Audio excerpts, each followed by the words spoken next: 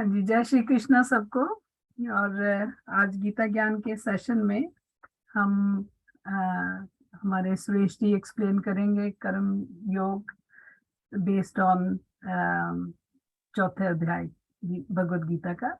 और उसके बाद हम सब लोग अपने विचार देंगे और डिस्कशन करेंगे। लेकिन उससे पहले हमारे शशि जी गणेश वंदना करेंगे और फिर रेखा जी कृष्ण वंदना। Thank you. शशि जी करिए शुरू। ओके जी। श्री गणेशाय नमः। रिद्धि सिद्धि के दाता मेरे गणपति, रिद्धि सिद्धि के दाता मेरे गणपति, तेरी कृपा से मुझको मिले सम्मति, तेरी कृपा से मुझको मिले सम्मति। सबसे पहले जो पूजा तेरी करता है, गणपति तू अमंगल को हर लेता है। हो रिद्धि सिद्धि के दाता मेरे गणपति, हो दर्श तेरा पापों से मुक्ति मिले, मुझे जीवन में तेरी ही भक्ति मिले।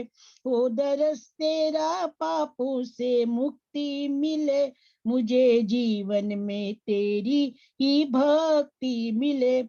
भोग मोदक का तुझको जो लग जाता है, तू प्रसन्न हो के मंगल ही बरसाता है। हो रिद्धि सिद्धि के दाता मेरे गणपति, तेरी कृपा से मुझको मिले सम्मति।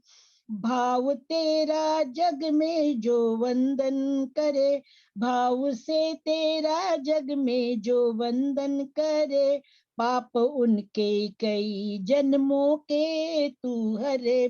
तेरी कृपा बरसती है द्वारे तेरे, तेरी कृपा बरसती है द्वारे तेरे। भाग्य बिगड़ा बना दे ओ देवा मेरे, भाग्य बिगड़ा बना दे ओ देवा मेरे। सच्चे मन से यहाँ तेरा वंदन करे, सच्चे मन से यहाँ तेरा वंदन करे। हर के संताप तू उनका मंगल करे, हर के संताप तू उनका मंगल करे। और रिद्धि सिद्धि के दाता मेरे गणपति, तेरी कृपा से सबको मिले सम्मति, तेरी कृपा से सबको मिले सम्मति। बोलो गणपति बप्पा की जय। थैंक यू जी। थैंक यू शशि जी, बहुत सुंदर। हाँ जी रेखा जी। नमस्ते सबको। नमस्ते। I'm going to sing Achyutastakam. अच्युतं केशवं रामनारायणं कृष्णदामोदरं वासुदेवं हरिं। अच्युतं केशवं रामनारायणं कृष्णदामोदरं वासुदेवं हरिं। श्रीधरं माधवं गोपिकावल्लभं जानकीनायकं रामचन्द्रं भजे। अच्युतं केशवं रामनारायणं कृष्णदामोदरं वासुदेवं हरिम्। अच्युतं केशवं सत्यभामाधवं माधवं श्रीधरं राधिकाराधितम्। इन्दिरामन्दिरं चेतसा सुन्दरं देवकी नन्दनं नन्दजं सन्ददे। अच्युतं केशवं रामनारायणं कृष्णदामोदरं वासुदेवं हरिम्। विष्णवे जिष्णवे संखिने चक्रिणे रुक्मिणी रागिणे जानकी जानये। वल्लवी वल्लभाया च तायात्मने कंस विद्वांसिने वंसिने ते नमः। अच्युतं केशवं रामनारायणं कृष्ण दामोदरं वासुदेवं हरिं। कृष्ण गोविंद हे राम नारायण श्रीपते वासुदेवाजिता श्रीनिधे अच्युतानंत हे माधवाद्योक्षज द्वारकानायक द्रौपदी रक्षक। अच्युतं केशवं रामनारायणं कृष्ण दामोदरं वासुदेवं हरिं। राक्षसक्षोभिता सीतया शोभितो दंडकारण्य भूपुण्यता कारण लक्ष्मणेनान्वितो वानरै सेवितो अगस्त्य संपूजितो राघवा पातु माम्। अच्युतं केशवं रामनारायणं कृष्ण दामोदरं वासुदेवं हरिं। धेनुकारिष्टका निष्ठकृद्वेषिः केशिहो कंसरुद्वांसिका वादका पूतना कोपका सूरजाखेलनो बालगोपालका पातु मां सर्वदा। अच्युतं केशवं रामनारायणं कृष्ण दामोदरं वासुदेवं हरिं। विद्युदोद्योतव त्रस्फुराद्वाससं प्रावृण्डं बोधव त्रोल्लसाद्विग्रहं वन्ययामालया शोभितारास्थलं लोहिताङ्घ्रिद्वयं वारिजाक्षं भजे। अच्युतं केशवं रामनारायणं कृष्ण दामोदरं वासुदेवं हरे। कुञ्चितैकुन्तलै भ्राजमानाननं रत्नमौलिं लसत्कुण्डलं गाण्डेय हारकेयूरकं कङ्कणाप्रोज्ज्वलं किङ्किणीमञ्जुलं श्यामलं तं भजे। अच्युतं केशवं रामनारायणं कृष्ण दामोदरं वासुदेवं हरिं। अच्युतास्याष्टकं या पठेदिष्टदं प्रेमता प्रत्यहं पुरुषा सस्पृहं वृत्तता सुन्दरं कर्तु विश्वम्भरा तस्य व्यासो हरि जाचयेते सत्वरम्। अच्युतं केशवं रामनारायणं कृष्ण दामोदरं वासुदेवं हरिम्। Thank you Rekha ji, that was beautiful. हाँ जी, अभी मनीष जी ने भी हमारे साथ ज्वाइन किया हुआ है and I am not sure उनके पास कितना टाइम होता है, इसीलिए लास्ट टाइम भी हमने उनको पहले ओके अंडरस्टूड। मैंने उनको बहुत तंग किया है, 2-3 बार ये भी फोन किया है मैसेज भेजा है। जय श्री कृष्ण मनीष जी। तो अगर आपके पास थोड़ा टाइम है, अगर ज्यादा है तो फिर तो वेट कर लीजिए, अगर नहीं है तो फिर आप पहले बोल लीजिए। नहीं मैं पहले सुन लेता हूँ क्योंकि बोलना अच्छा, आसान नहीं है। नहीं, हाँ ठीक बात है। और एक बात और इंदु जी, बिफोर ही डिसअपियर्स, आज का जब वो कर लेंगे सुरेश जी, तो उसका बचा हुआ जो थीम है मनीष जी आप करेंगे बेटा next week I will see, but अभी तो चलो ये बाद में हम डिस्कस चलो बता करेंगे देना। इंदिरा जी, अभी तो जो सेशन चल रहा है उसको चलने दीजिए। चलिए। हाँ जी, तो अभी आज का जो सुरेश जी एक्सप्लेन करेंगे, उससे पहले इंदिरा जी जस्ट ब्रीफ करेंगे हमें दैट मीन्स जस्ट ब्रीफ, है ना कोई इंदिरा जी? या बहुत लंबा नहीं करना हमने। मैंने, हाँ, हाँ, तो प्लीज कैरी ऑन। आपको सबको नमस्कार, जय श्री कृष्ण। मैंने सोचा कि हम दूसरे अध्याय से एकदम चौथे पर जंप करें तो तीसरे अध्याय के साथ थोड़ा अन्याय होगा, तो थोड़ा सा उसका पूरा अध्याय तो नहीं कर सकते, पर उसकी कुछ आउटलाइंस मैंने ली ताकि एक लिंक बना रहे और हमारा रिवीजन भी हो जाए। तो मेरा ख्याल है कि आप you will bear with me कि पहले तो सबसे पहले पहला अध्याय जो था वो तो हमारा अर्जुन का कंफ्यूजन और विषाद योग था।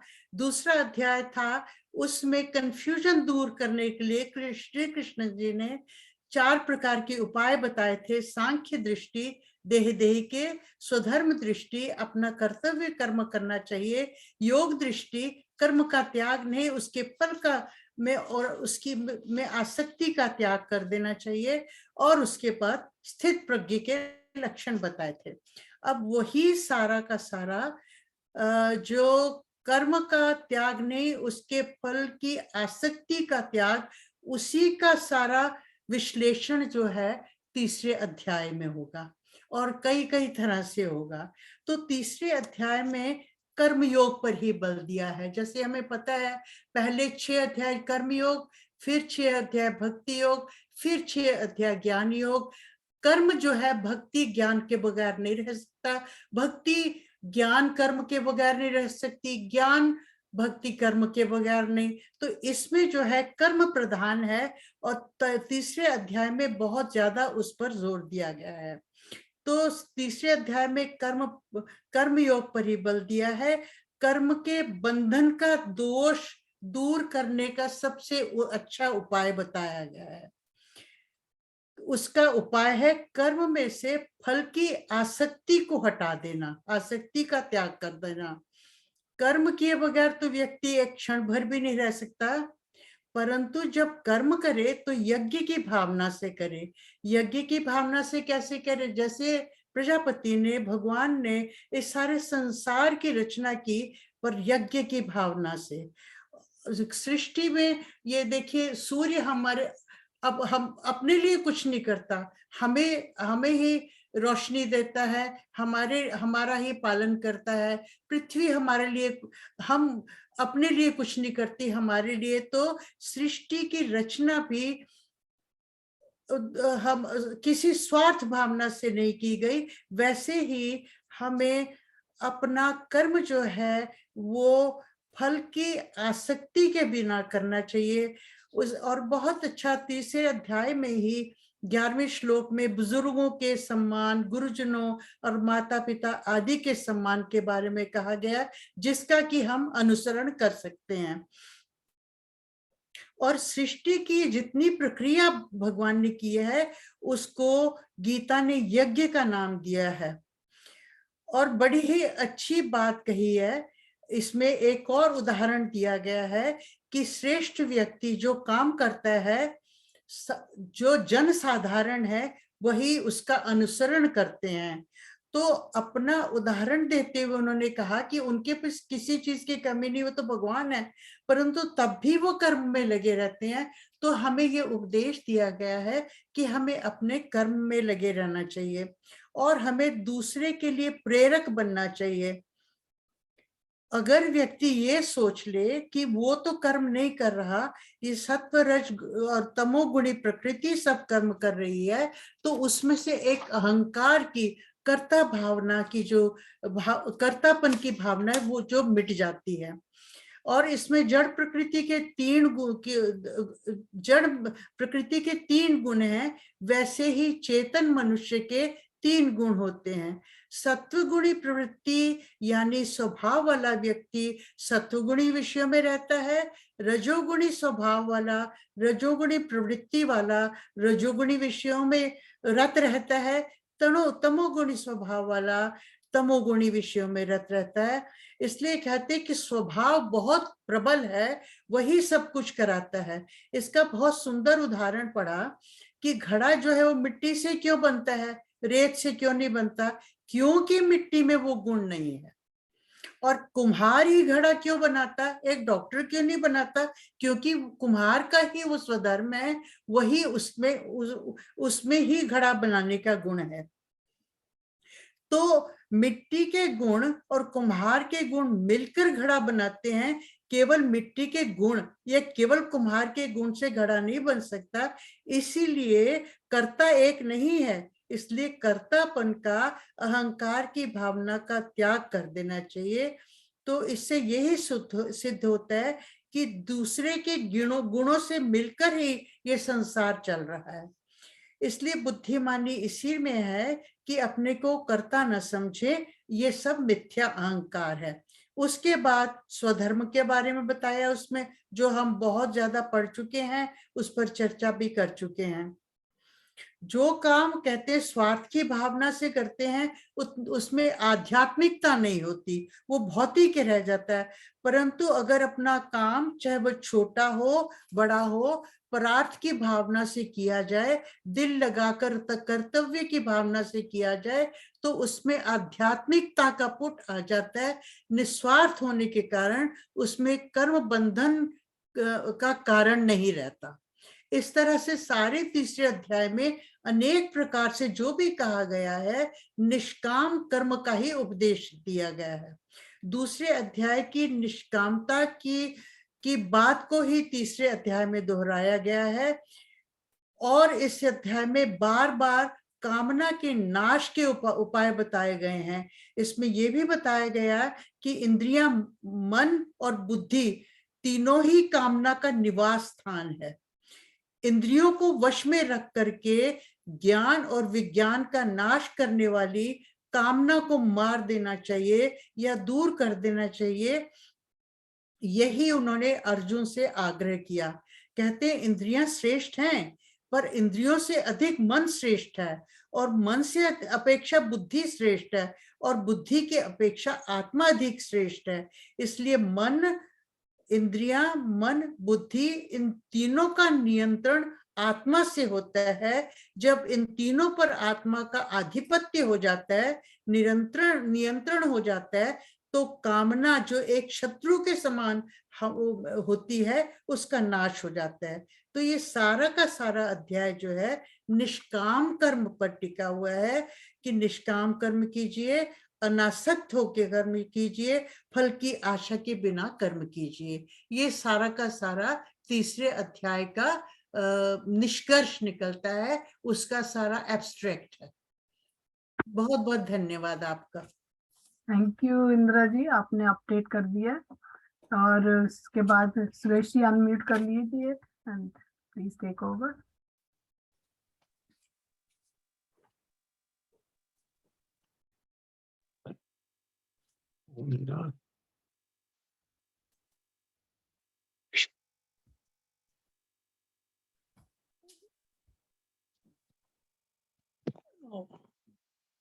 एक मिनट रुकिए।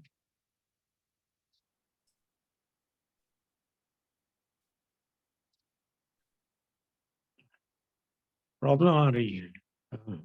ये आपकी हाँ आवाज जी, आ रही है? हाँ आगे आवाज आ गई। बिल्कुल आ रही जी, बिल्कुल। हाँ जी। जय श्री कृष्णा सबको। जय और क्योंकि दिवाली अब आने वाली है, तो सबको जो है दिवाली की शुभकामनाएं। और क्योंकि नेक्स्ट वेडनेसडे तो दिवाली हो चुकी होगी, तो मैंने सोचा कि वे शुभकामनाएं सबको दे दी जाएं। थैंक यू जी। अब चौथे अध्याय में भगवान कहते हैं कि बैंक हाँ जी, सुरेश जी कैरी ऑन करिए प्लीज। हाँ जी, चौथे अध्याय में भगवान कहते हैं कि ये योग जो है, मैंने पहले विश्वासन को बताया था, और फिर विश्वासन ने मनु को बताया, और उसके बाद जो है ये योग ऋषियों के द्वारा चलता रहा। तो अर्जुन इस पर कहते हैं कि आप तो इस समय में हो, तो आपने विश्वासन को योग कैसे बताया? इस पर भगवान कहते हैं कि पार्थ, तुम और हम बहुत जन्म व्यतीत कर चुके हैं, मुझे वो सारे जन्म याद हैं और तुम्हें वो याद नहीं है। और इस अध्याय में 2 श्लोक बहुत ही प्रसिद्ध हैं, जो कि यदा यदा ही धर्मस्य ग्लानिर्भवति भारत अभूत्थानं धर्मस्य तदात्मनं सृजाम्यहम् परित्राणाय साधूनां विनाशाय च दुष्कृतां धर्म संस्थाय संभवामि युगे युगे। तो इसमें भगवान जो है बता रहे हैं कि जिस भाव से भक्त मुझे स्वीकार करता है, मैं उसे उसी भाव में स्वीकार करता हूँ। जैसे भक्त भगवान को गुरु मानता है तो वे श्रेष्ठ गुरु बन जाते हैं, अगर वो शिष्य मानता है तो वो शिष्य बन जाते हैं। माता मानता है या पिता मानता है तो मैं वैसे ही माता या पिता बन जाता हूँ। अर्जुन का भगवान के प्रति, कृष्ण भगवान के प्रति सखा का भाव है तो वो उसके सखा बन जाते हैं और उसके सारथी बन जाते हैं। विश्वामित्र भगवान राम के को शिष्य मानते हैं तो श्री राम उनके शिष्य बन जाते हैं। तो इसी प्रकार भगवान कहते हैं कि मेरी प्राप्ति तो बहुत ही सरल और सुगम है, मगर फिर भी लोग भगवान मेरा आश्रय नहीं लेते हैं। इसमें एक एग्जाम्पल दे सकते हैं कि भगवान जो हैं हमारे पिता के समान हैं और देवता जो हैं वो दुकानदार के समान हैं, क्योंकि पिता से हमें कोई वस्तु लेने के लिए कोई दाम नहीं देना पड़ता, मगर दुकानदार से अगर हम कोई भी वस्तु लेते हैं तो उसको हमें दाम दे उसके उसमें हमें पैसे देने पड़ते हैं या दाम देने पड़ते हैं। ऐसे ही पिता जो है आपको वही चीज देगा जो आपके हित में है, मगर दुकानदार से तो आप कुछ भी ले सकते हैं। उससे नाश दुकानदार जो भी कुछ वस्तु बेच रहा है, चाहे वो अच्छी है आपके हित के लिए या आपके हित में नहीं है, वो आपको बेच देगा सो लॉन्ग एज आप उसको उसको मूल्य दे रहे हैं। तो ऐसे ही भगवान जो हैं अपने जन समुदाय के लिए जैसी भावना से आप उनको करते हैं, वो वैसे ही आपको आश्रय देते हैं। देवता जो हैं, अनलेस आप विधि पूर्वक जो कर्म करते हैं, करेंगे तो उसके हिसाब से ही आपको वो देंगे, लाइक ए दुकानदार। उसमें आपको वो गलत चीजें भी लोग बाग मानते हैं तो वो भी गलत चीज दे देंगे देवता तो, मगर भगवान जो है आपको कभी भी कोई चीज गलत नहीं देंगे, आपके हित के लिए ही देंगे। आगे अध्याय में भगवान फिर जिसका वर्णन करते हैं कि भाई चतुर्वर्ण हैं, 4 ऑर्डर्स ऑफ सोसाइटी, ब्राह्मण, क्षत्रिय, वैश्य और शूद्र। इसके बारे में बहुत ही जो है गलत प्रकार से इसका दुरुपयोग किया गया है और ओवर द इयर्स इसके ऊपर जो है बहुत ही वाद विवाद हुआ है और गलत तरीके से इसको प्रिडिक्ट भी किया गया है, कहा भी गया है। मगर हमें तो इसमें सिर्फ यही देखना है कि भगवान सिर्फ यहाँ ये बता रहे हैं कि हर एक प्राणी में कौन से भाव उनके ज्यादा हैं और कौन से भाव उनमें कम हैं। उनकी रुचि जो है गुणों के हिसाब से ही ये ब्राह्मण, क्षत्रिय, वैश्य और शूद्र क्लासिफाई करते हैं, ना कि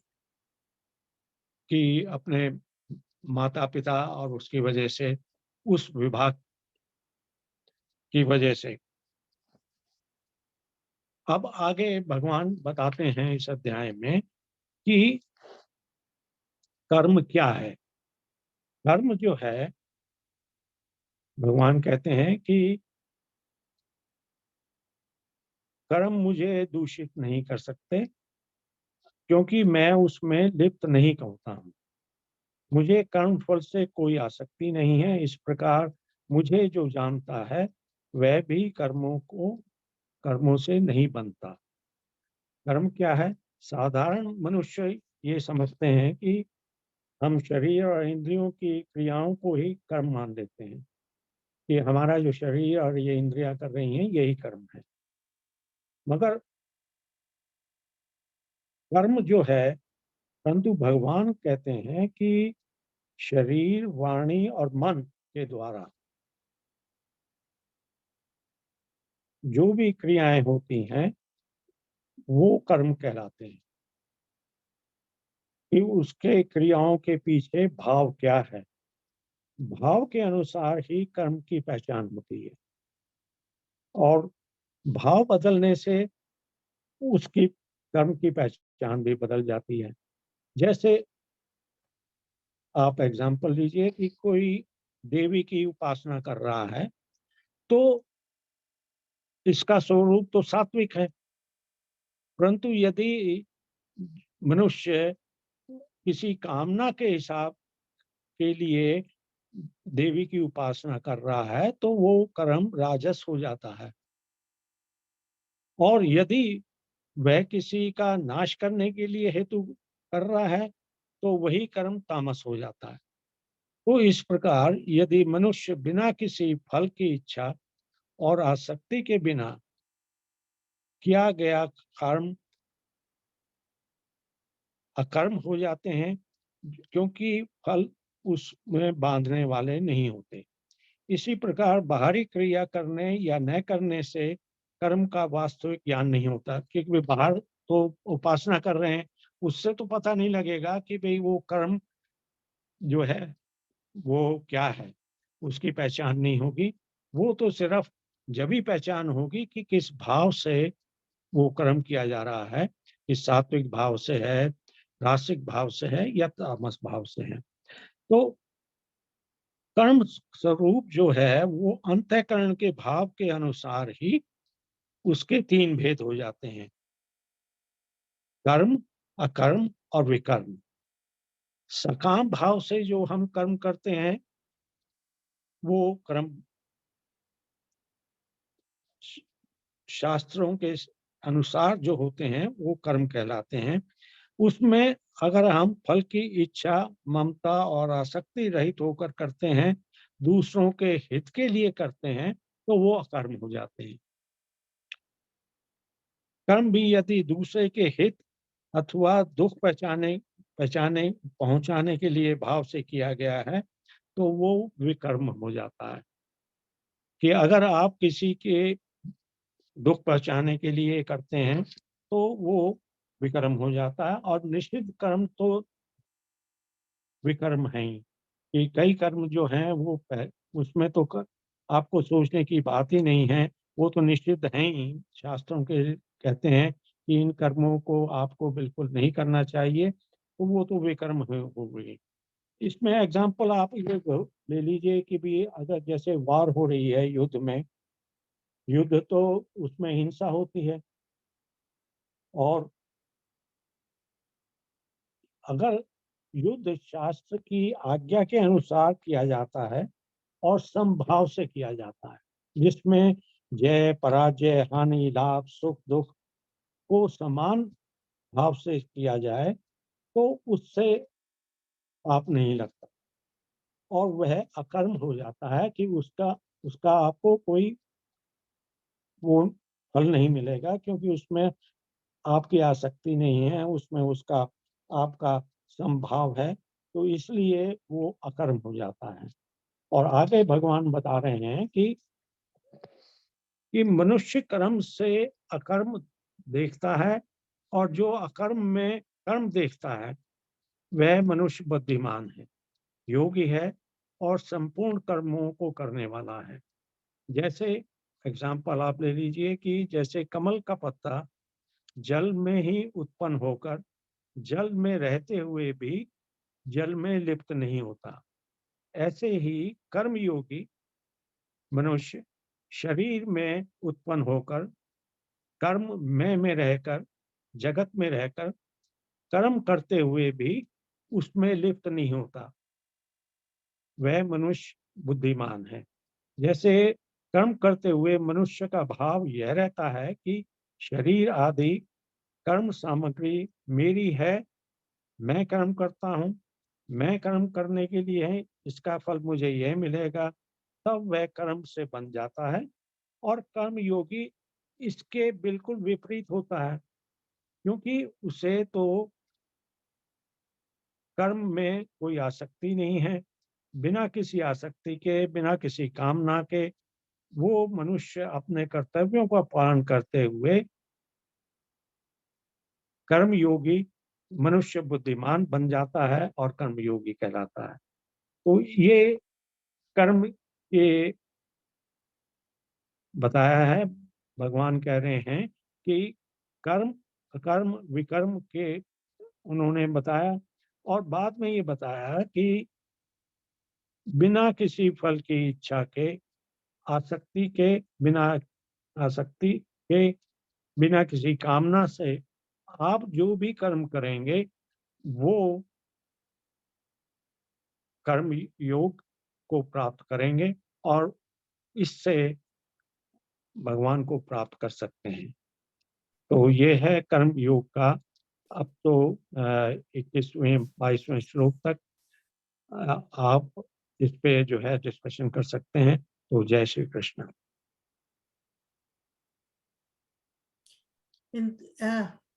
थोड़ा सा ऐड कर सकती हैं thank Indu ji? You, thank you हाँ जी। सुरेश जी, बहुत या अच्छा आपने या बोला। हाँ, थैंक यू। ये इसमें सबसे ज्यादा प्रधान श्लोक, जैसे उन्होंने कहा यदा यदा ही धर्मस्य ग्लानिर्भवति भारत, ये, और दूसरा परित्राणाय साधूनां च विनाशाय दुष्कृताम्। इसमें इस अध्याय में अवतारवाद की बात भी है, इसको बहुत ही तरीके से लिया गया है, परंतु इसका एक दूसरा सांसारिक भौतिक अगर हम उसका लाभ उठा सकें तो उसका अर्थ ये भी है कि सृष्टि में जब भी अनिष्टकारी शक्तियां प्रबल हो जाती हैं तब उनका मुकाबला और उसको विरोध करने वाली शक्तियां भी प्रकट हो जाती हैं। तो कहते हैं जैसे संसार में इसका कैसे उदाहरण दिया जा सकता है, जब नदी नालों से बहुत बड़ी बाढ़ आ जाती है और बाढ़ से इंसान तंग हो जाता है तो क्या आता है, उसमें दैवी शक्ति, उसमें सोचने की बुद्धि आ जाती है और उसके लिए वो बांध बना लेता है, तो बांध बनाकर वो अपनी रक्षा करता है। इस तरह से मतलब ये बांध बनाना प्रकृति की चुनौतियों को उत्तर देना है। चुनौती जो है भौतिक हो सकती है, सामाजिक भी हो सकती है और आध्यात्मिक भी हो सकती है।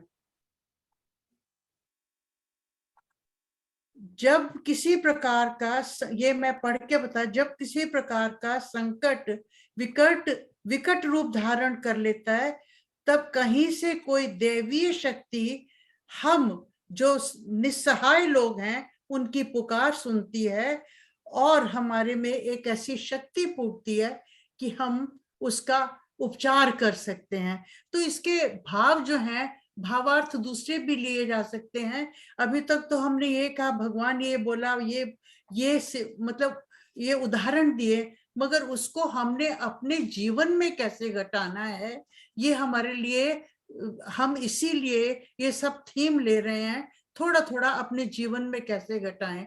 मेरा ख्याल है मंजू जी इसका बहुत अच्छी तरह से आपको एक्सप्लेन करके बताएंगे।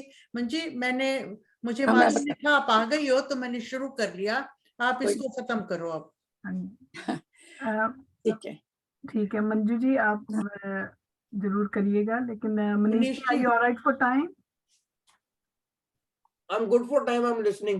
Okay, that's fine. हाँ जी मंजू जी करिए। सबको प्रणाम और दीपावली की बहुत बहुत शुभकामनाएं। थैंक यू जी। यहाँ मैं सुरेश जी ने बहुत अच्छी व्याख्या की, इंदिरा ने भी उसको बहुत अच्छी तरह से एक्सप्लेन कर दिया, लेकिन जो पहले विवस्वान की बात हुई मैं उसके ऊपर थोड़ी सी बात करना। अर्जुन श्री कृष्ण के मित्र हैं उनके लिए वो मित्र रूप में ही है, भगवान रूप में नहीं है। तो जब कृष्ण निष्काम कर्म की बात करते हैं तो उनको लगता है कहीं मेरा मित्र कोई अपने मन की बात तो नहीं कह रहा जो मेरे पर इम्पोज कर रहा है।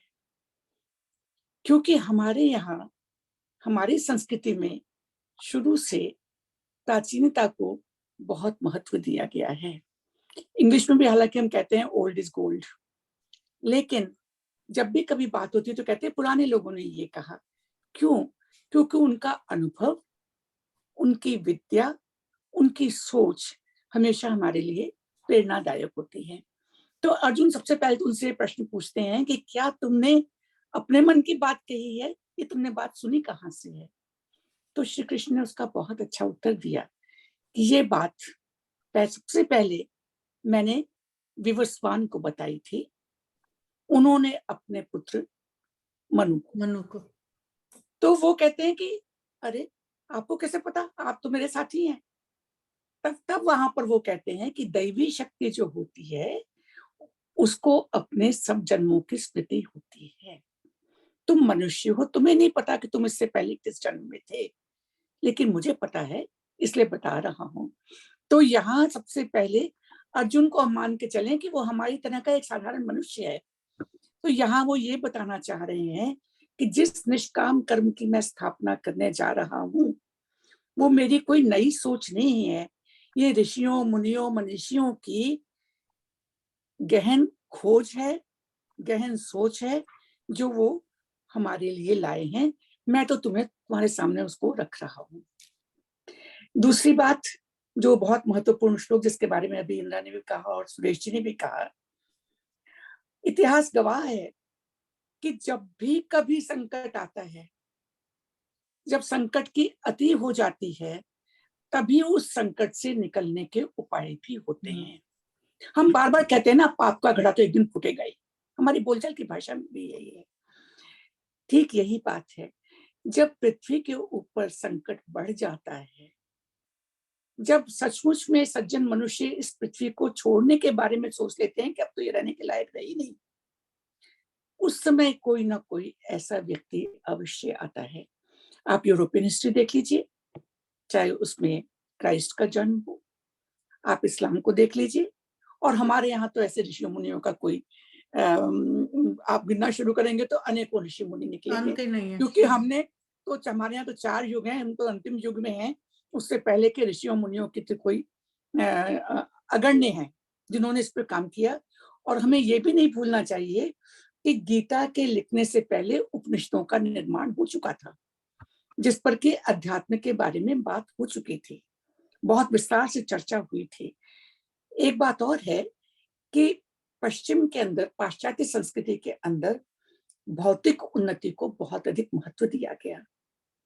इसी कारण से आज के व्यक्ति कहेंगे अरे तुम्हारे समय में तो मोबाइल नहीं था, इंटरनेट नहीं था, ये नहीं था, वो नहीं था, वगैरह वगैरह बहुत कुछ।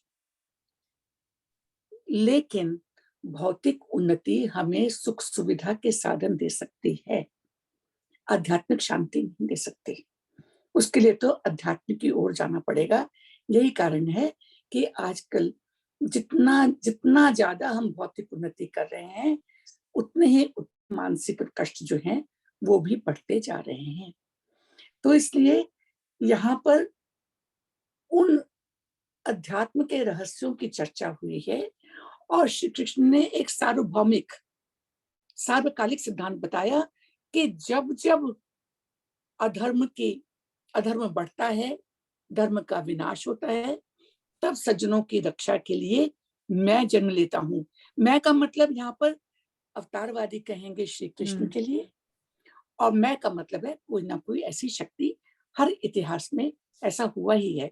जब भारतवर्ष बहुत प्रताड़ित हो गया तो उस समय गांधी जैसे व्यक्ति आ गए, उन्होंने आके स्वतंत्रता दिलवाई।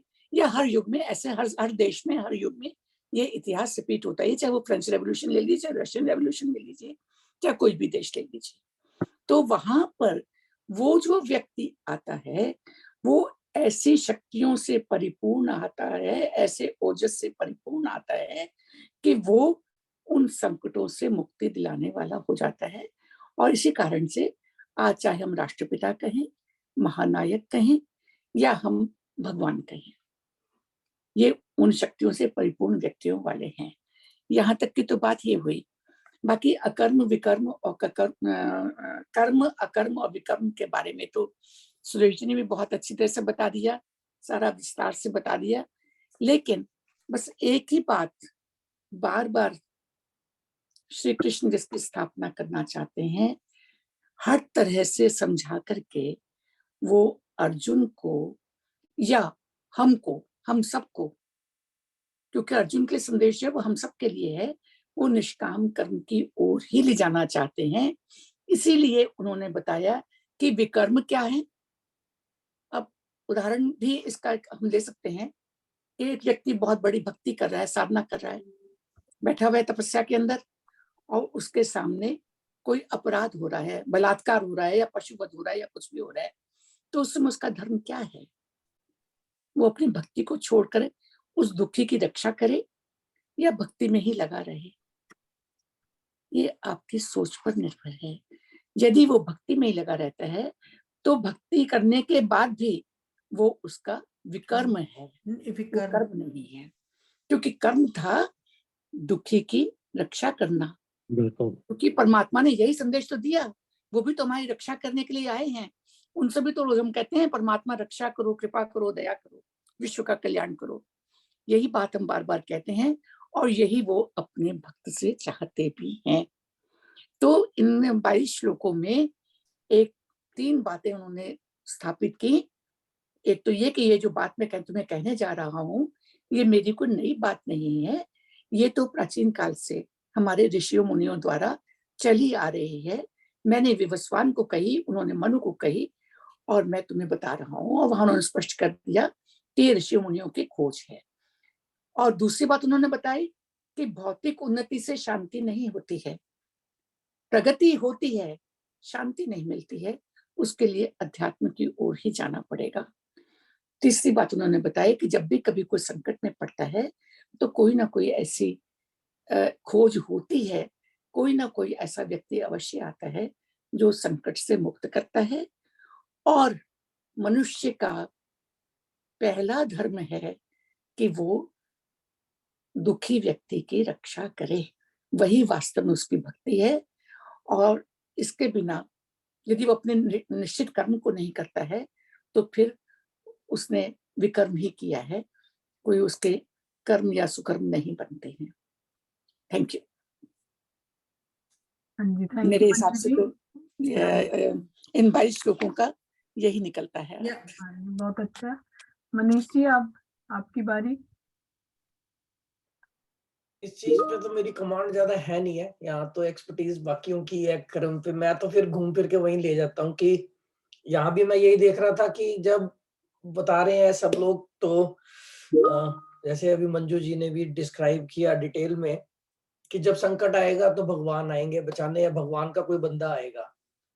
तो जब जब भी धर्म की हानि होती है, जैसे बताया यदा यदा ही धर्मस्य ग्लानिर्भवति भारत, तो जब भी हम ईगो वाले साइड में जाएंगे, गलत काम करेंगे, अब कर्मों वाली बात आ गई, गलत काम करेंगे, गलत सोचेंगे और उस प्रभु से दूर जाएंगे। वो जो भौतिकवाद में अभी इन्होंने बोला, भौतिक जगत में जाएंगे तो फिर वही बाहर की चीजों में जा रहे हैं, मन बाहर खींच रहा है। तो अगर बाहर मन को खिंचवाएंगे और उधर जाएंगे और उधर कार्यक्रम करेंगे सारे, तो फिर दुख ही दुख है। और दुख ही नहीं है, उसके बाद में संकट भी आ जाएंगे, क्योंकि वो अधर्म इतना बढ़ जाएगा, क्योंकि बाहर की चीजें आपसे अधर्म ही कराएंगी। अगर आप उसको अंदर की तरफ ले जाओ तो या तो भगवान स्वयं आके प्रकट होके आपको बचा लेंगे, अपना कोई बंदा भेज के बचा लेंगे आपको, या आपकी बुद्धि पलट दें कि आपकी बुद्धि जो है वो अध्यात्म की तरफ लगे। तो मेरे को तो घूम फिर के एक ही बात समझ आती है, जब भी जो भी कोई एक्सप्लेन करता है, चाहे कर्म बोले, चाहे भक्ति, चाहे चाहे हम ज्ञान की बात करें, जाना तो उसी रास्ते है, डायरेक्शन वो वाली पकड़नी है। तो अगर नहीं करेंगे, गलत तरफ जाएंगे, तो भी भगवान आके हमें सही रास्ते पे डाल देंगे। और अगर बेसिकली वो भी नहीं हो पाएगा, जैसे अब हम युग की भी बात हुई कि हम कलयुग में है, तो कलयुग के बाद में फिर सतयुग आना ही है, भगवान ने साइकिल भी बना रखी है। तो अल्टीमेटली तो भगवान का खेल चल रहा है, ये इसमें हम कठपुतलियां हैं एक तरह से, और उसकी लीला चल रही है, लीला समझ के आनंद ले लो। और अगर नहीं ले सकते हो लीला समझ के आनंद, तो उसमें अपना पार्टिसिपेट कर रहे हैं, तो धीरे धीरे मान लो कि वो करने वाला वही है, महाकर्ता महाभोक्ता प्रभु ही है, ये मान लो तो भी काम चल जाएगा। तब भी ना चले, अपने को कर्ता मानते ही हो, देहाभिमान बना हुआ है, तो भगवान की भक्ति कर लो, तो द्वैत बना रहेगा, लेकिन प्रभु के चरणों में लग जाओगे, तो घूम फिर के पहुंचना मैंने वही है। मुझे तो अब यही समझ आता है ओवरऑल। जय श्री कृष्ण। अब सबसे बड़ी बात यह है कि जीवन में कैसे हम इसको अपने पर घटा सकते हैं। वो तो अपना मनीष जी ने तो बता दिया। सिंपली अगर आप उनका जो निचोड़ है वो अपने पे ही लागू करने के लिए तो है कि आप अपने को इस तरफ लगाओगे तो यू विल, अच्छा रहेगा आपके लिए। जिस भाव से आप करते हैं कर्म, उस भाव से ही आपको उसका फल मिलेगा। तो भाव इम्पोर्टेंट है, और उससे ही डिफाइन होगा कि ये कर्म अकर्म है, विकर्म है या और कर्मों से ऊपर ही अकर्म उठना है। है। अगर पाप और पुण्य से ऊपर ही उठना है, फिर क्या करना पड़ेगा? निष्काम कर्म। कर्म, निष्काम कर्म एक ही उपाय है, क्योंकि कर्म हमें बंधन में बांधते हैं, ये एक माना हुआ तथ्य है। इसलिए हमें कर्मों को भोगने के लिए आना ही पड़ता है। कर्म ही हमारे प्रारब्ध को संदेश भेजते हैं कि हमने क्या क्या किया है।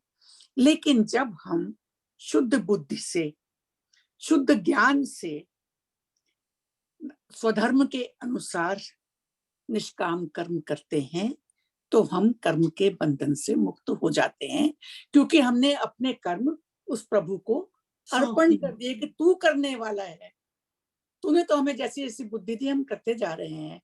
तो इसलिए ज्ञान, भक्ति और कर्म, ज्ञान के बिना हमें पता ही नहीं हम क्या कर रहे हैं, और बैठे हुए हम चाहे 1000 बार हम बोलते हैं राम राम, उसका कोई लाभ नहीं होने वाला है। बुद्धि पूर्वक कर्म करते हुए पूरी भक्ति, पूरे विश्वास के साथ जब हम संलिप्त होते हैं, निष्काम कर्म करते हैं, तो निश्चित रूप से हम कर्म के बंधनों से मुक्त हो सकते हैं। मेरा ऐसा सोचना है। हाँ, जब काम निष्काम कर्म की भावना से किया जाए तो अकर्म और विकर्म से इंसान बच जाएगा, बच जाता है, बच जाता है। वो अपने कर्म में ही लग जाता है, और कर्म के फल की आशा तो होती, मगर कर्म के फल की आशा में आसक्ति मत करो। आम इंसान को आशा तो जरूर होगी, इच्छा भी होगी, मगर उसमें आसक्ति नहीं होनी चाहिए। और जब निष्काम कर्म होगा तो अकर्म और विकर्म दोनों से बच जाएंगे हम।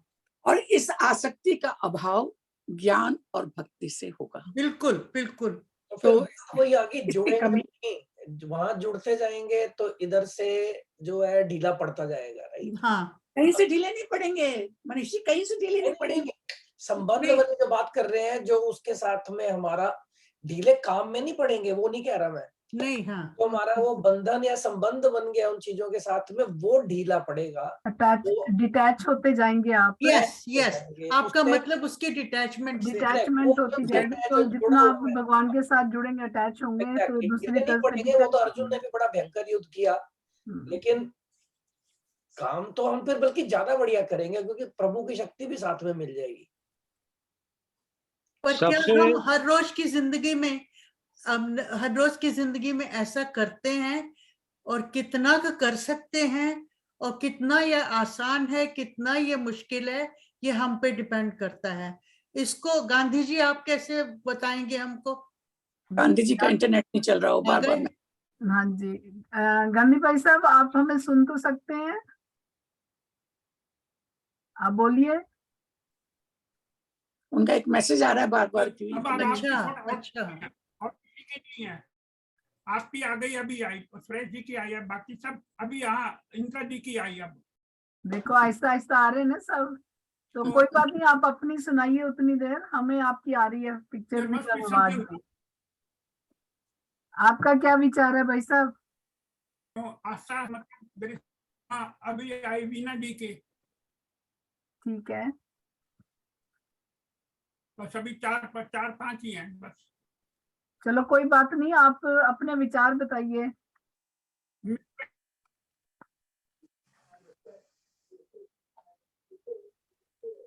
क्या तो बड़ा मजा आ रहा है सुन के। अगर हम करना चाहें, कर्म करना चाहें, जैसे मैं सोच लूं कि मुझे अच्छे कर्म करने हैं, तो वो प्रायोरिटी मुझे किस चीज को देनी चाहिए जिनका मुझे फल मिले। क्योंकि in order to achieve the best, what best I should do, मतलब किसके लिए, जिसको क्लासिफाई किया जाए मैं अच्छे कर्म कर रहा हूँ, अगर नहीं कर रहा तो शुरू करूं। तो ऐसी कौन सी कही हो मैं अभी करता रहा हूँ वो अच्छे कर्म नहीं है, let me start from the beginning. तो फ्रॉम वेयर टू स्टार्ट अच्छे कर्म जिनका स्वधर्म के मिले, अनुसार क्योंकि किए हम गए कहते कर्म, हैं जैसे स्वधर्म के अनुसार किए गए कर्म। आप यदि डॉक्टर हैं और मैं आपको कहूं कि आप गाना गाना शुरू कर दें, हालांकि मुझे पता है बहुत अच्छा गाते हैं, तो तो वो बेकार की बात होगी। ये वो यदि आप गायक तो बहुत नहीं है ना, वो हाँ, स्वभाव से गायक स्वभाव तो से नहीं है है, ना। हाँ जी। तो या जो आपका स्वधर्म है यानी आपका स्वभाव है, उसके अनुसार आप अपनी तरफ से अच्छे कर्म बिना फल की इच्छा से करने का प्रयास करें। अब ये आपने चुनना है कि आपकी रुचि किस कर्म में है। और ऐसे हम ऐसा कर सकते हैं या नहीं कर सकते, हाँ, हमारी कितनी क्षमता है। क्षम तक बिल्कुल। तो कौन से काम के लिए काम दूसरों के मैं हित के अच्छे काम लिए। हूं, मुझे क्या करना चाहिए जिसको अच्छे कर्म कहलाया जाए। सुनाई पड़ा? सुरेश गांधी जी आप ने तो कहा ना कि आप अपने जो आप भी, ही, सॉरी सॉरी गांधी जी आप तो खूब दूसरों की सेवा कर रहे हैं, वो ही कर्म बहुत अच्छे हैं। भगवान गीता में कहते हैं कि जो भी आदमी दूसरों के हित के लिए काम करता है वो सबसे ज्यादा मुझे प्रिय है। मनुस्मृति में भी यही कहा है, परोपकाराय ही सताम बस विभूतयः। सज्जनों का सारा जो वैभव होता है वो परोपकार के लिए होता है, दूसरों के उपकार के लिए होता है। जो कर्म अपने हित के लिए ना सोचकर पर हित के लिए किया जाता है और बिना किसी फल की इच्छा के, वो आपको जो है वो वैसे कर्म करने चाहिए।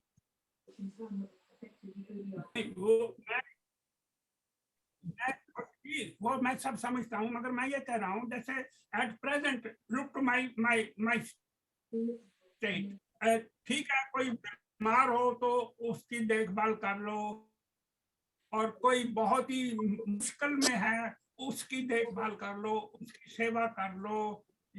मतलब यही है ना कि किसी का बुरा नहीं सोच रहे, मगर बिल्कुल बिल्कुल डेली लाइफ में यारों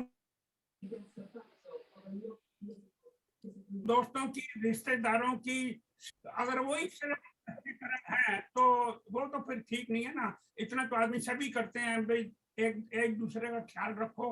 अब मतलब वी डू एवरी डे, एक दूसरे का ख्याल रखो। तो आर दीज अच्छे कर्म? बिल्कुल बहुत अच्छे कर्म है। अच्छे, ठीक है, मैं ये नहीं कहता, पूछ लो। मैं चाहता हूँ कि असली कर्म जो मैं करना चाहूँ वो क्या है? इंदु जी, अभी इंदु जी वो आ गए नीचे। महाराज जी ज्वाइन कर रहे हैं। हाँ, इंदु जी इनसे वही पूछिएगा जो जो पूछूंगी जी, पूछूंगी, आ जाए।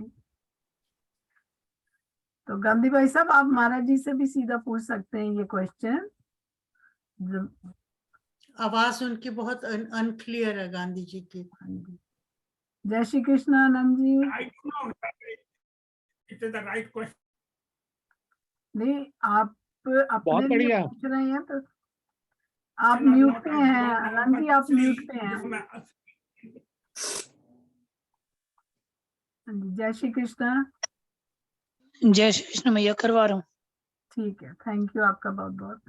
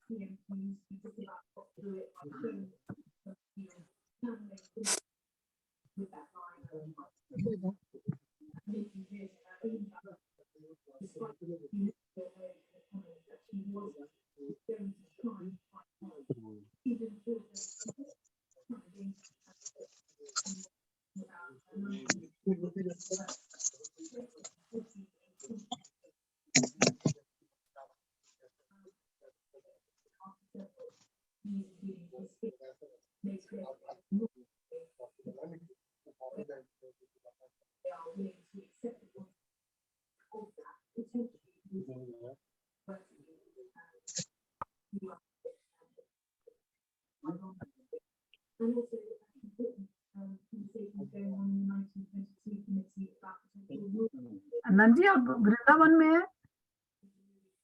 नहीं, कुरुक्षेत्र में भैया। कुरुक्षेत्र में है, ठीक।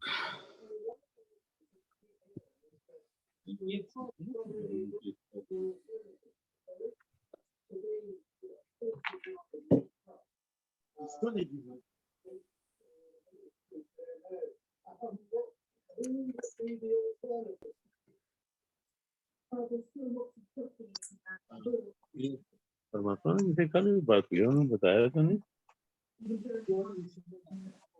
नहीं, उन्होंने ये भी नहीं बताया कि हम मोदी जी से मिल रहे हैं या आ रहे हैं। वो देखो,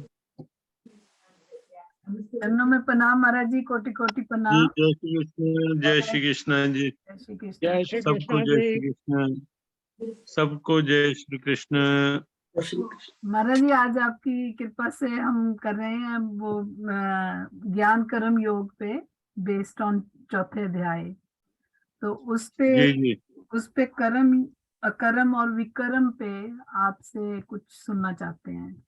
इन तीनों की परिभाषाएं महाराज जी प्रणाम। कर्म, जी जी, विकर्म और अकर्म की शॉर्ट परिभाषाएं बताइए तीनों की प्लीज। जी जी।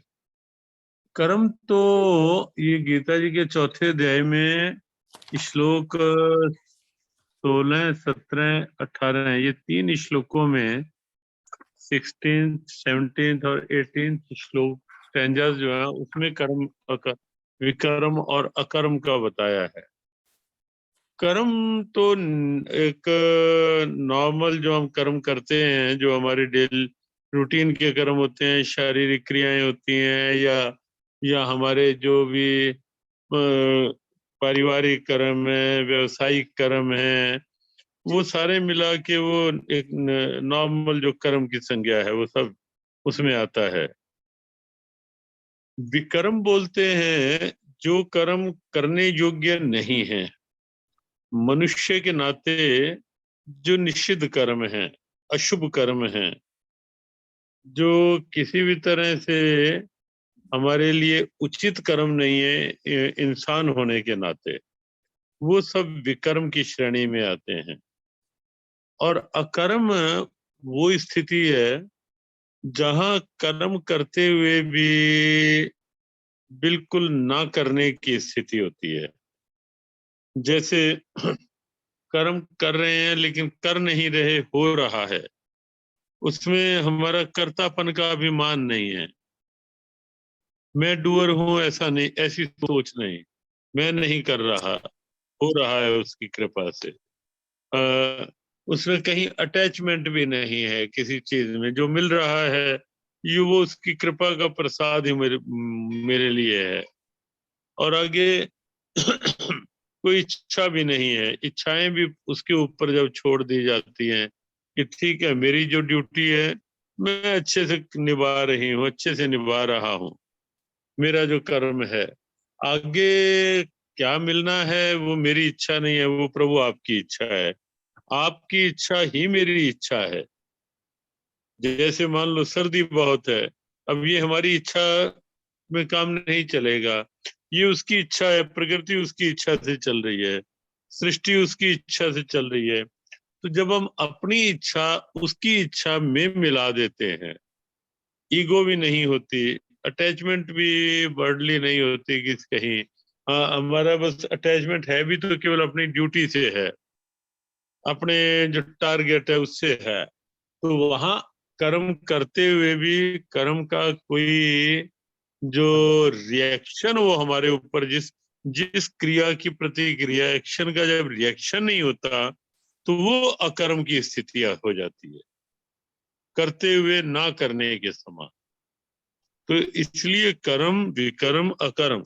हाँ, एक 18वें श्लोक में जो भगवान ने कहा कर्मण्य कर्म या पश्येद कर्मणि च कर्म या, जो कर्म में अकर्म देखता है और अकर्म में कर्म देखता है। दो स्थितियां हैं देखो, एक तो कर्म में अकर्म, अभी आपको बताया, कर रहे हैं लेकिन कुछ नहीं कर रहे, क्यों कि हमारा उसमें डूअरशिप नहीं है, कर्तापन की कोई फीलिंग नहीं है। और एक है अकर्म में कर्म देखना, अर्थात कुछ नहीं कर रहे तो भी कर रहे हैं, काम कुछ नहीं कर रहे, पढ़ने हैं लेथार्जी में, प्रमाद में, लेकिन अंदर अंदर सोचे जा रहे हैं, कुछ कामनाएं, कुछ इच्छाएं, कहीं अटैचमेंट का चिंतन। तो शरीर से कुछ नहीं हो रहा, लेकिन मन कर्मों का जाल बुने जा रहा है अपने लिए, चिंताएं करके, विचार कर करके। तो वो जो स्थिति है वो है अकर्म में भी कर्म देखना, कुछ ना करते हुए भी कुछ करते जा रहे हैं, अपने लिए बंधन खड़ा करते जा रहे हैं। तो ये स्थिति सारी कर्म अकर्म और विकर्म को लेके। थैंक यू महाराज जी। नहीं तो महाराज जी इसमें सर्वोत्तम क्या हुआ? अकर्म? सर्वोत्तम अकर्म ही है, कर्म में अकर्म। सर्वोत्तम कर्म में अकर्म है, कर रहे हैं लेकिन करते हुए मतलब ऐसा भी नहीं कि प्रमाद में पड़े हैं, कुछ नहीं कर रहे, कर रहे हैं, जो मेरी ड्यूटी है वो मैं अच्छे से कर रहा हूँ, बिल्कुल उसमें अपना बेस्ट लगा रहे हैं हम। बहुत अच्छी तरह क्लियर किया आपने। हाँ जी, अटैच नहीं है उससे, हमें कोई आगे फर्दर कोई वो नहीं है, इच्छाएं नहीं है। हो गया। हाँ जी। तो वो सर्वोत्तम स्थिति है कर्म में कर्म। गांधी भाई साहब आप पूछ रहे थे, अनम्यूट करके महाराज जी से पूछ लीजिए। गांधी भाई साहब।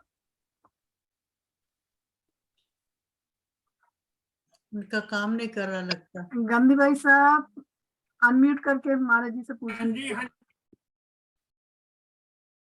नहीं, कर लीजिए आप बात जो आपने मन किया है। मैं फिर कभी दोबारा पूछूंगा। नहीं, मैं पूछ लेता हूँ जो गांधी जी कह रहे थे महाराज आप, जी। हाँ प्लीज आप कर दीजिए। जय श्री कृष्ण महाराज जी। जय श्री कृष्ण। हाँ जी, वो ये है जी कि अब हम जो है इस स्थिति में आ गए हैं कि हमने जो है सीनियर सिटीजन हो गए हैं, तो अब जो है बहुत ही लिमिटेड काम हो गए हैं हमारे लिए। तो और हमारी जो है वो पावर भी कम होती जा रही है। तो कैसे क्या कर्म किए जाएं जो कि अकर्म हो? महाराज जी आप देखो कर्म तो जो भी है वो करने ही है, उन्हीं में ही हमें वो बनाना है, इससे ऊपर उठना है अकर्ता का भाव बना के। पर किसी भी क्रिया में ये अपने इगोइस्टिक फीलिंग जो है उनको अलग कर दे। मैं कर ही नहीं रहा, उठ भी रहा हूं तो प्रभु आपकी कृपा से आंख खुली है, सो भी रहा हूं तो प्रभु आपकी गोद में ही सो रहा हूं, खा भी रहा हूं तो आपका प्रसाद पा रहा हूं। हर चीज में जब हम ये भाव बना लेंगे तो देख रहा हूं तो सब आपकी लीला देख रहा हूं, आपके रूप देख रहा हूं।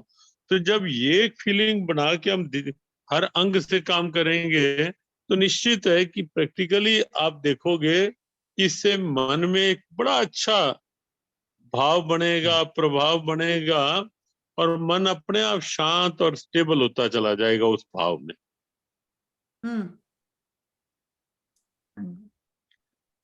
जी, तो चलो आज अभी इतना ही, समय इधर काफी हो गया है। हाँ जी, फिर हम नेक्स्ट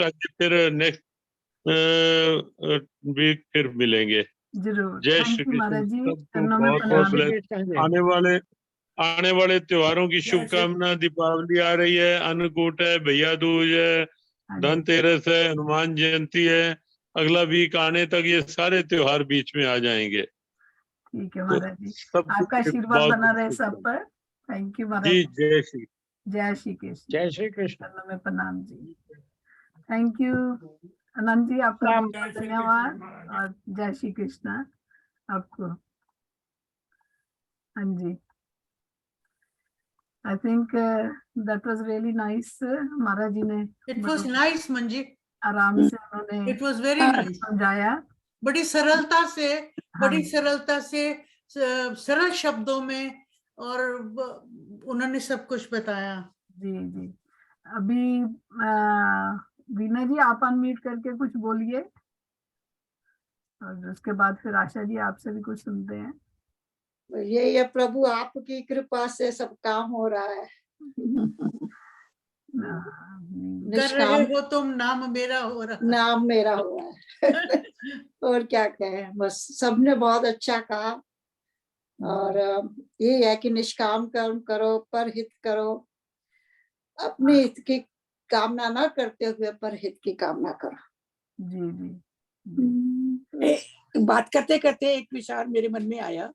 जैसे जी, मैंने अभी उदाहरण दिया था एक कि कोई व्यक्ति भक्ति कर रहा है, उसके सामने पशुवध या कोई भी अत्याचार हो रहा है, तो उन कर्मों को हम किस कैटेगरी में रखेंगे? मेरे हिसाब से जो अपराध कर रहा है वो कुकर्म कर रहा है। हाँ। और जो भक्ति कर रहा है वैसे वो सुकर्म होना चाहिए, लेकिन वो अपने स्वधर्म का पालन नहीं कर रहा है, इसलिए वो विकर्म कर रहा है। हाँ। तो कर्म दोनों में है, अपराधी जो है कुकर्मी है, कर्म, लेकिन उतना ही बड़ा अपराधी विकर्मी भी है।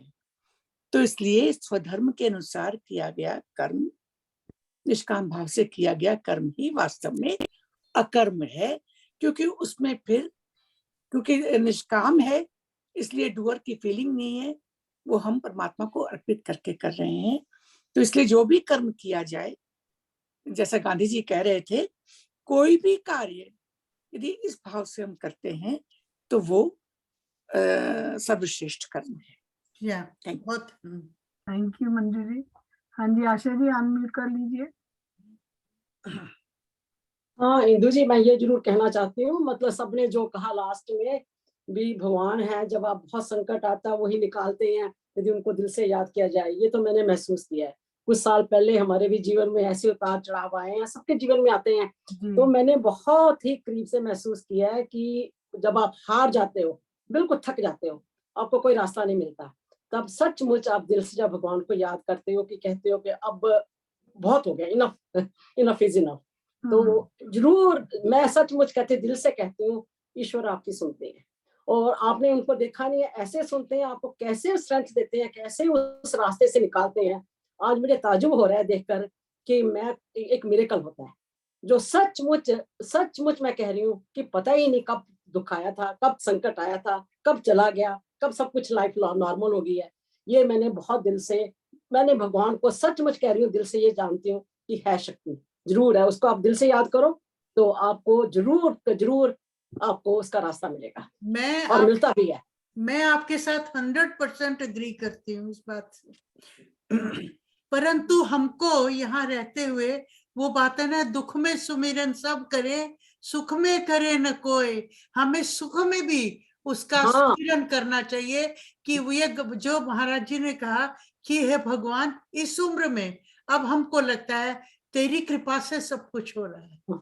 इंदिरा जी बात ये है, जब आपने बहुत कुछ देखा होता है तो ऑटोमेटिकली आप में बहुत सारी चेंजेस आती हैं। आप विश्वास करते हो, आपकी जो सोच होती है ना बहुत पॉजिटिव हो जाती है, वो जो नेगेटिविटी होती है ना वो निकली जाती है, पता नहीं क्यों निकल जाती है, अभी होगी थोड़ी बहुत नहीं पर इतनी नहीं होगी। आशा जी, ये जो पॉजिटिविटी या नेगेटिविटी है, ये कुछ तो प्रभु कृपा से होती है, कुछ अपने अपने आप भी करनी पड़ती है। हाँ, करनी कुछ मैं पड़ती एक और है। बात कहना चाहती हूँ। हाँ।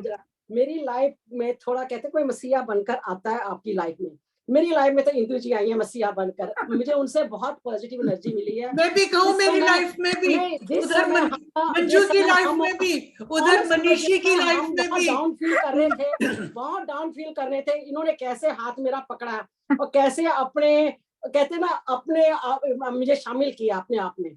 Honest to God, since then मेरी जो सोच में ही बिल्कुल फर्क आ गया। मैंने सोचा कि ईश्वर ने कोई अच्छी संगति दी है। नहीं इंदु जी, इसमें Positive कोई energy- शक नहीं, इंदु जी इसमें कोई शक नहीं। ये 2 मसीहा साल, का कहते हैं ना, ये आपकी 2 जिंदगी साल में बड़े changes कठिन लाता है। थे पर गुजर ये गए। चेंजेस लाने वाली है, मेरे सामने बैठी हैं। नहीं, ये सब प्रभु कृपा है और कुछ- आपकी अपनी मनीष मेहनत जी है। कुछ बोलना चाह मनीष रहे जी हैं, बोलना मनीष चाह जी रहे हैं, कुछ कुछ नहीं, उनको मौका हाँ। दिया जाए। जो मनीष दिल जी में आया, कुछ जो बोलना दिल में चाह आया रहे हैं। कह दिया मैंने। ठीक है। Thank you.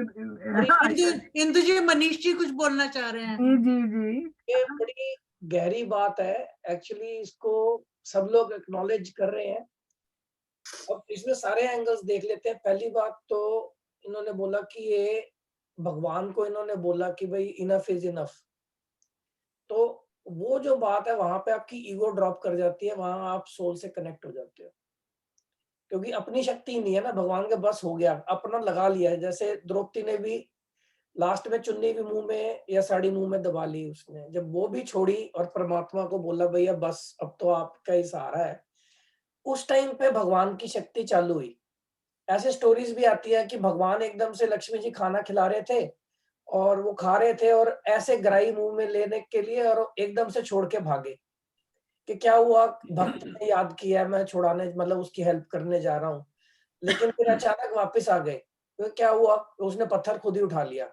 तो अब जब द्रौपदी ने भी छोड़ा तो एक तो पहली बात समर्पण प्रभु के चरणों में, और उसको याद करना मुश्किल के समय में, अच्छे समय में भी याद करना चाहिए। जैसे इंदिरा जी ने बोला याद तो सारा टाइम ही करना चाहिए। जो निष्काम कर्म की बात हुई या अकर्ता बन के काम करना जो आज महाराज जी ने बोला, वो सारी चीजें तभी आनी है जब आप उसके साथ जुड़ गए। तो उससे जुड़ना मैं तो वहीं ले जाऊंगा अंत में जाके। अच्छा, फिर प्रभु की उसके बाद हुई कृपा और फिर इंदु जी आपको मिले या पहले मिले मुझे नहीं पता, लेकिन उसके बाद जब प्रभु की कृपा होगी तो संत जुड़ेंगे जीवन में, प्रभु की कृपा होगी तो सत्संग मिलेगा जीवन में, और जब सत्संग मिलेगा तो फिर उसके बाद में आप सही रास्ते पे ही जाओगे, क्योंकि वो प्रभु की कृपा से मिला है, प्रभु का प्रसाद है, तो यू कांट गो रॉन्ग।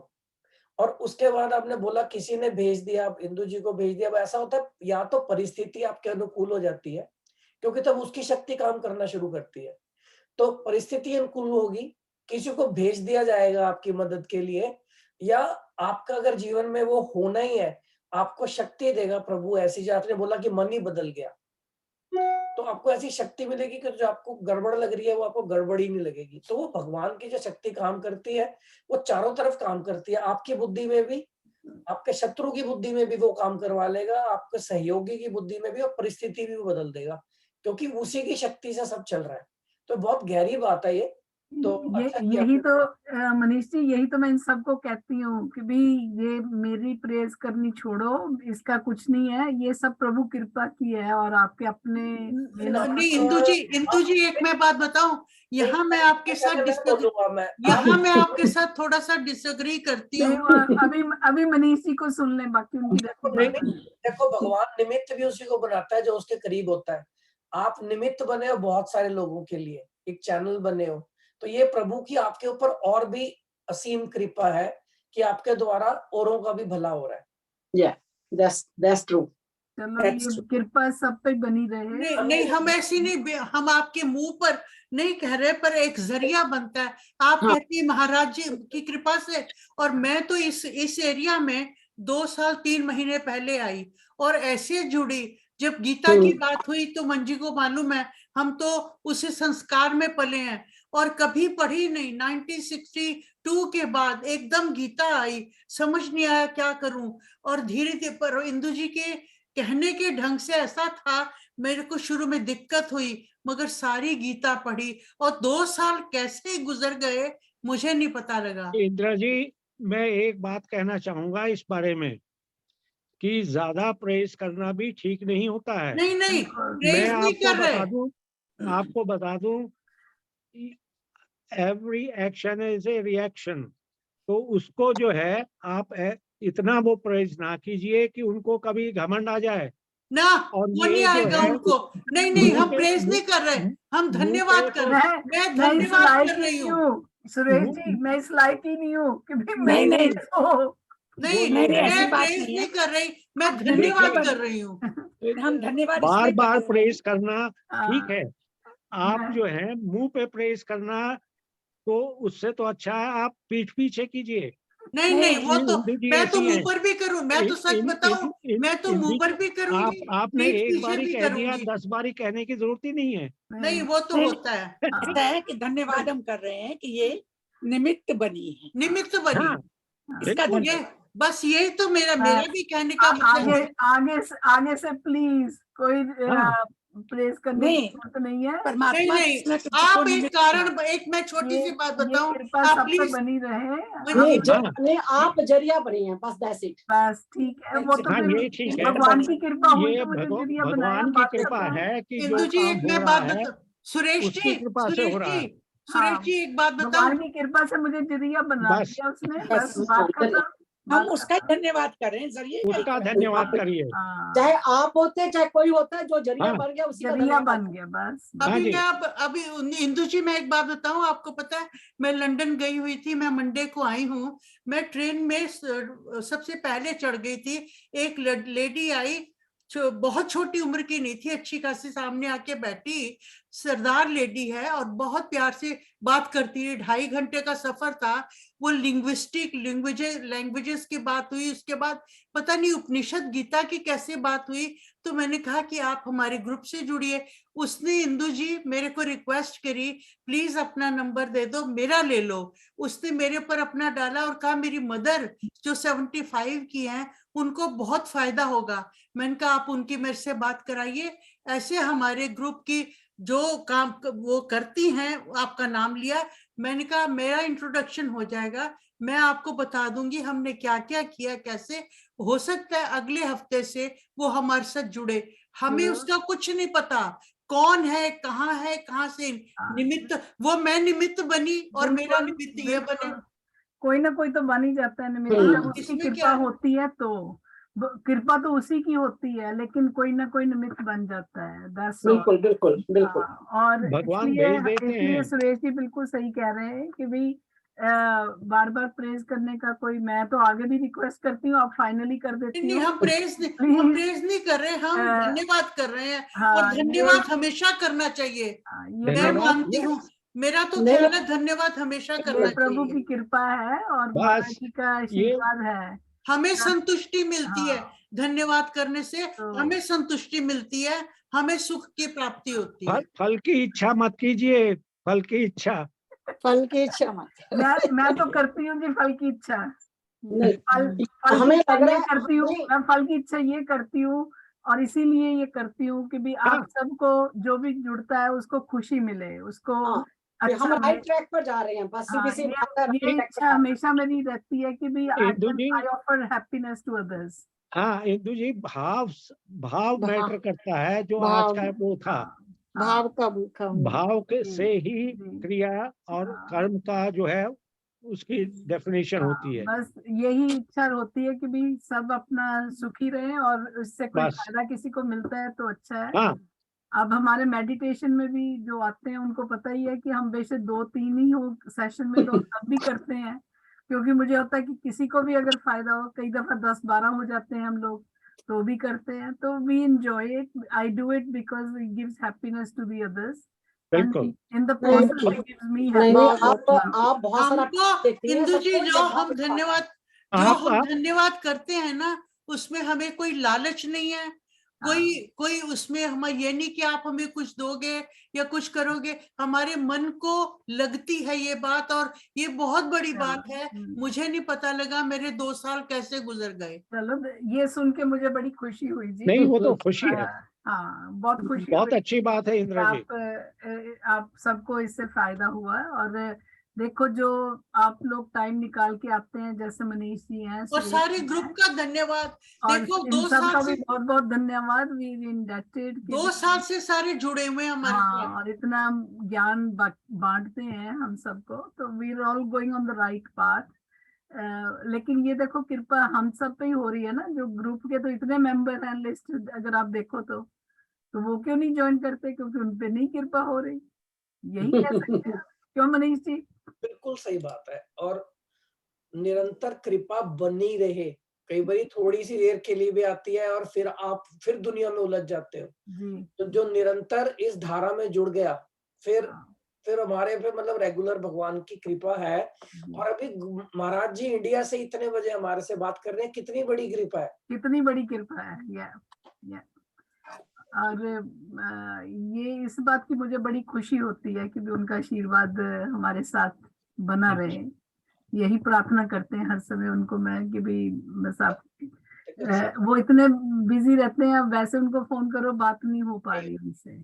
सत्संग यहाँ पे हो रहा है, गुरु कृपा हो रही है, प्रभु के साथ जुड़ रहे हैं, और ज्ञान की भी बात हो रही है, भक्ति की भी, और इससे अच्छा कुछ हो नहीं सकता। मतलब ये बेस्ट थिंग कर रहे हैं हम ये अपने सत्संग है, सत्संग। तो सुदेश जी, आप कुछ बोलना चाहेंगे अनम्यूट करके? हाँ जी, मैं भी यही कहना ये भी चाहूंगी इंडिया कि से आपका जुड़ी तो हुई है बहुत हमारे साथ, वहाँ तो काफी टाइम हो गया। टाइम तो ज्यादा हो ही गया है। हाँ जी। तो मेरा भी यही था कि पहले तो मेरे जो प्रॉब्लम्स तो आती हैं, फेस करी हैं, तो मैं तो भक्ति से जुड़ी थी यहाँ सत्संग में, अपने यहाँ शिव कृपा सत्संग मंडल में। वो उसको मेरे को हो गए एटलीस्ट 20 साल हो गए, तो भक्ति में तो गई। अब आप लोगों से ज्ञान सीख रही हूँ मैं, तो इसलिए मेरे को बहुत अच्छा लगता है। आप लोगों से जुड़ी हूँ मैं, हुए तो मेरे को थोड़ा टाइम हुआ है, पर मेरे को सब बहुत अच्छा लगता है। ये ग्रुप बहुत अच्छा है, बहुत बढ़िया। Thank you. और मेरे को भी इससे काफी अपनी उसमें चेंजेस आ रही हैं अपनी लाइफ में, तो मेरे को बहुत अच्छा लगता है। क्योंकि अगर आप ठीक पाथ पे चलेंगे तो आपकी सोच अपने आप ही थोड़ी बदलनी शुरू हो जाएगी, और उससे आपको खुद ही फायदा होना शुरू हो जाएगा। आप महसूस करोगे कि जैसे हो रहा है महाराज जी, जी ने बहुत हो कहा रहा कि है। जो भी मिलता है आप उसमें ही भगवान का शुक्र करना शुरू कर देंगे कि भी अच्छा है। तो ये चीजें फर्क पड़ती है। तो शशि जी, आप कुछ बोलना चाहेंगी? अनम्यूट कर लीजिए, शशि कालरा जी। मैं क्या बोलूं इंदु जी, बोलना तो वही चाहती हूँ जो सब लोग बोल रहे हैं आपके बारे में। नहीं, मेरे पर बारे मैं में नहीं नहीं बोलूंगी, बोलना। मैं नहीं बोलूंगी, क्योंकि मैं सोचती हूँ कि ये सबका कलेक्टिव है एफर्ट। बिल्कुल बिल्कुल, ये सबका कलेक्टिव एफर्ट है। अब इस पूरे ग्रुप में कुछ लोग बहुत अच्छा बोलते हैं और हम सब उसको सुनते हैं, पर जो सुन रहे हैं वो ये मतलब नहीं, वो भी बड़ा एंजॉय कर रहे हैं। उनका भी कंट्रीब्यूशन है बीच में, क्योंकि वो सुन रहे हैं उस चीज को, गेन कर रहे हैं सिर्फ कुछ। सुन ही नहीं रहे, वो उस पे अमल भी कर रहे हैं, तो हाँ, है ना? यही मेरा मतलब है। हाँ, तो ये कलेक्टिव एफर्ट है। और देखो, कुछ तो है ऐसा कि क्या 4:30 बजे शुरू किया था हमने, एंड इट इज नियरली 6:30। कुछ तो है ऐसा जो हम लगे रहते हैं और सुनते रहते हैं, एंजॉय करते हैं उसको। मैं तो इस ग्रुप में शशि का भी बाकी धन्यवाद करती हूँ जिसने मुझे जोड़ा। वो भी असली देखो निमित्त ना, वही बस बनी वो, आपके लिए। हाँ, नहीं, पर ये है ना कि ईश्वर का तो हम सब लोग मानते ही हैं। मैंने इतनी लंबी चौड़ी कहानी पिछली बार सुनाई थी, फिर नहीं सुनाऊंगी अब कि ईश्वर जो है वो तो, विश्वास करो तो ईश्वर ही है जो मुश्किल के टाइम हाथ पकड़ लेता है और कहता है कि सब ठीक होएगा, तुम आराम से बैठो, सब ठीक हो जाएगा। तो बाकी जो है, जो ग्रुप का हमारा चलना है, ये तो हम सबका कलेक्टिव एफर्ट है। सब इंजॉय करते हैं इसको। और देखो 2 घंटे हो गए हैं, सब आराम से बैठे हुए सुन रहे हैं उसको। मेरे को तो आज, मैं सच्ची बताऊं, मैं बहुत टायर्ड थी, मुझे बड़ी नींद आ रही थी, मैं फिर भी यहीं बैठी रही हूँ। मैंने कैमरा ऑफ कर दिया था इस सोच के कि कहीं मेरे को नींद आ जाए तो कोई मुझे देखेगा। हाँ, But I was listening each and every single word and I was enjoying it. Yeah. that's good. हाँ जी, शशि वैद्य जी, आप कुछ बोलना चाहेंगे? वो शायद अपना काम कर रहे होंगे, नहीं है। जी, ये आपकी तारीफ तो नहीं हो रही है, लेकिन ये सच्ची बात है कि सबकी इसके अंदर एफर्ट है। लेकिन जो होता है ना कि एक बंदा अगर सही रास्ते पर हम लोगों को आगे बढ़ाने की कोशिश कर रहा है तो नाम तो उसका होगा ही ना, होगा बिल्कुल ही बिल्कुल बिल्कुल। नहीं नहीं, नाम नहीं चाहिए, ये भगवान की कृपा से हो रहा है सब। कर्म तो ठीक है, वो कर्म। हाँ, आप अपने देखो, अगर आप बड़े, अगर इसको हम एनालाइज भी करें, चलो अगर आप खुद ही उस पे नहीं चलोगे तो मैं क्या कर लूंगी अगर मैं ट्राई भी करूँ तो। इंदु जी, किसी को तो स्टार्ट करना पड़ता है। यदि आप करते ना तो किसी को याद भी नहीं था, हमें तो कुछ पता ही नहीं था इन चीजों का। तो इसका मतलब वो कहने का जरिया तो आप ही गिने जाएंगे। चलो वो तो भगवान ने निमित्त बना दिया ना, लेकिन बात effort तो सुनो। आप सबके अपने है ना। नहीं इंदु जी, मैंने आप एक बात निमित्त कही बन गए थी इंदु जी। कि बीज आपने डाला है, हाँ, शाखाएं ये सब बनी बस। हाँ, इसका हम थैंक्स करना चाहते हैं, दैट्स इट। चलो कोई बात नहीं है, इस थैंक्स बस भगवान का करिए जिसने हम सबको जोड़ दिया। हाँ, वो तो करते ही हैं, है ना, हाँ जी, उसका ही है वो कि तो उसने जोड़ उसी की दिया। कृपा से सब चल रहा है। हाँ जी, हाँ, देखो मंजू जी अमेरिका जाती हैं, वहां से ज्वाइन करती हैं, इंडिया जाती हैं, हाँ, वहां से बिल्कुल। करती हैं। इनका तो एक बात तो रियली सो थैंकफुल। नहीं, बहुत कुछ सीखने से मिला इन लोगों से, इनको बहुत नॉलेज है सबको। और जितने जैसे मनीष जी ने कहा कि भी हम लगातार लगे रहें इस पे, नहीं तो अभी आपको शायद याद होगा कि नहीं, कई लोग हमें जुड़े थे हमारे साथ शुरू में, लेकिन उन्होंने कंटिन्यू नहीं किया, हाँ, है ना। तो लेकिन जो हमारे कोर है वो निरंतर कर रहे हैं, तो उसमें सब फायदा, ये बहुत बड़ी बात है। हाँ जी मनीष जी। मैं ये ऐड करूंगा कि जो है तो विशेष कृपा है, क्योंकि अगर मैं नहीं करता तो मेरे को कोई पकड़ के खींच लेता, आ जाओ भी तुसी, है ना। ये इंदिरा जी इसलिए ना। हाँ, ये सबसे बड़ी कृपा है कि भाई ये बंदा दुनिया में बिजी हो गया, इसको निकालो वहां से भगवान। नहीं तो मैं, आप बुरा तो नहीं मानते, मैं सबसे पहले मनीष को फोर्स शुरू कर देती हूँ, जल्दी आओ जल्दी आओ। ये इससे बड़ी कृपा भगवान की क्या होगी। अब दुनिया में फंसे हुए हैं और अपने बंदे भेज के बाहर निकल यहाँ से, है ना। उनके मनीष जी के लिए आप जरिया बने हुए हो। हाँ बिल्कुल बिल्कुल। और इंदु जी, मंजी की मैं बात बताऊं, एयरपोर्ट पर बैठी हुई इंडिया जा रही है, उस वक्त इन्होंने ज्वाइन किया। इंदिरा हो गया शुरू, मैंने कहा वहां से आई, और मेरी इनके साथ दिन में 3 बारी 2 बारी 4 बारी बात होती है। हमारा एंड पता क्या होता है, गीता का कोई ना कोई सार होता है हम दोनों की बात में, क्योंकि दिन भर में कोई भावनाओं में, कोई किसी चीज में कष्ट तो थोड़ा बहुत होता है ना, उसका सारा निवारण हो जाता है अंत में हम दोनों की बात से। तो बहुत अच्छी बात है ना, ये सुनकर मुझे बड़ी खुशी हुई है कि भी चलो देखो कितना फायदा हो रहा है इसका, ग्रुप का, कि आप अपने जीवन में, ये बहुत बड़ी मिसाल है कि आप उसको लागू कर रहे हैं अपने जीवन में, है ना। तो कोशिश तो करते हैं। हाँ, नहीं यही तो हम चाहते हैं सभी की भी उसको जीवन में उतारें। Indu ji keep it up. Suresh ji, I can only keep it up with everybody's support. अच्छा इंदु जी, नेक्स्ट वाला आप लोगों की सपोर्ट के साथ ही तो चलता जाएगा। सबका इंदु जी, ज्ञान हमें मिल रहा है अब ना, गपशप सुनने छोड़ से। करके, गपशप छोड़ के ये सोचें नेक्स्ट किसने करना है। मनीष जी आप करोगे ना? अभी मैं रिकॉर्डिंग बंद कर मेरे को सेकंड